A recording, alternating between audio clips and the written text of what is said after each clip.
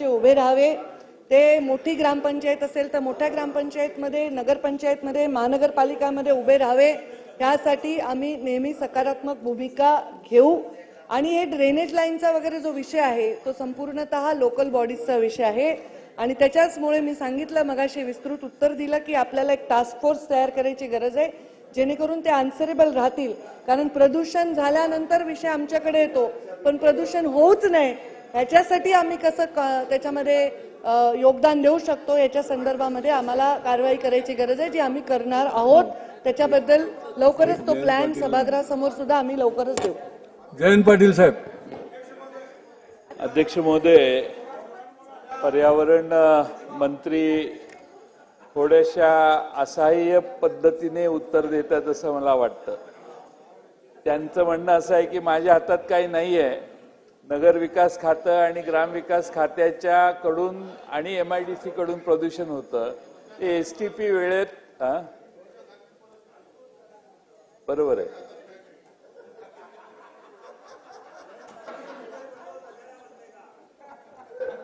तुमचं म्हणणं एकदम बरोबर आहे।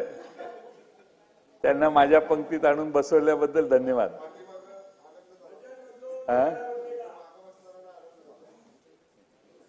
पाटील साहेब बोला। अध्यक्ष महोदय, पर्यावरण मंत्री महोदया थोड्याशा असहाय्य पद्धतीने सांगतात की या तिन्ही एजन्सीजचं काम स्लो चाललेलं आहे आणि म्हणून टास्क फोर्स असावा अशी त्यांची मागणी आहे, जी लवकर त्याची रचना होईल का? दुसरं, टास्क फोर्स पेक्षा पर्यावरण खात्याने पुणे महानगरपालिका आहे, STPची कामं कित्येक वर्ष चालू आहे। जायकाने आपल्याला मदत केली, त्या जायकाचा रूल असतो की त्याच्यापेक्षा जास्त पर्सेंटेजने टेंडर गेलं तर ते अजिबात एंटरटेन करत नाही। असे अनेक कारणं आहेत की ज्यामुळे महाराष्ट्रातल्या मोठमोठ्या शहरातले STP पूर्ण झाले नाहीत।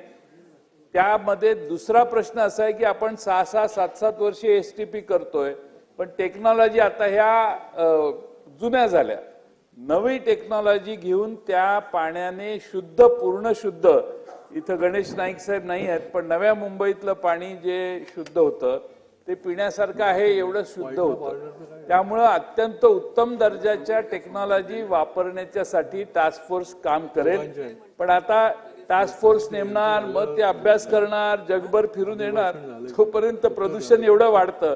आणि म्हणून माझा प्रश्न स्पेसिफिक आहे की उदाहरणार्थ सांगली शहरामध्ये शेरी नाल्याचा प्रश्न 27 वर्ष प्रलंबित आहे, त्यामध्ये STP करायचं नियोजित झालेलं आहे। त्या STP मध्ये आपण खास बैठक घेऊन सांगली विधानसभेच्या सदस्यांना आणि आम्हाला निमंत्रित करून बेस्ट टेक्नॉलॉजी जी असेल ती त्या ठिकाणी अप्रूव्ह करून ती इम्प्लिमेंट करायला सांगाल का?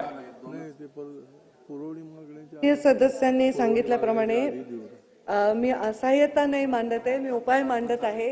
कारण आता क्लायमेट चेंज आणि पर्यावरण हा विषय आता ग्लोबल विषय आहे, पूर्ण जगाचं लक्ष याच्याकडे आहे आणि त्यामध्ये विविध वेगवेगळ्या विभागांना मिळून टास्क फोर्स तयार करायला फारसा वेळ लागणार नाही। पण तुम्ही जे सांगितलं ते अत्यंत महत्त्वाचं आहे की जुनी टेक्नॉलॉजी बऱ्याच ठिकाणी वापरली असते आणि ते STP तयार होईपर्यंत होणारं प्रदूषणाचं काय, तर नक्कीच तोही एक प्रश्न आहे। आणि म्हणून जे अस्तित्वात आहेत STP ते सुद्धा जरी नीट चालले तरी आपण बऱ्याच अंशी प्रदूषणावर विजय मिळवू शकतो, कमी प्रदूषण होऊ शकतं। म्हणून या टास्क फोर्सचा जास्त उपयोग होणार आहे आणि त्याचबरोबर एक आन्सरेबल राहतील हे सगळे STPs, ह्याचा प्रयत्न त्याच्या माध्यमातून होणार आहे। नवीन टेक्नॉलॉजीसाठीच मी आता सांगितलं की आम्ही एक खूप चांगली बैठक IIT पवई येथे घेतली। नवीन टेक्नॉलॉजीला वेलकम करायचा आमचा मानस आहे, नवनवीन टेक्नॉलॉजी याव्या आणि STP पण फार भला मोठा भव्य करण्यापेक्षा ते सुद्धा जर वेगवेगळ्या ठिकाणी ग्रॅव्हिटीचा अंदाज घेऊन छोटे छोटे STPs केले तर नद्यांचं प्रदूषण जास्त आपल्याला कंट्रोलमध्ये आणता येईल। आपल्या सांगलीची बैठक आम्ही वेगळी घेऊन टेक्नॉलॉजी बद्दल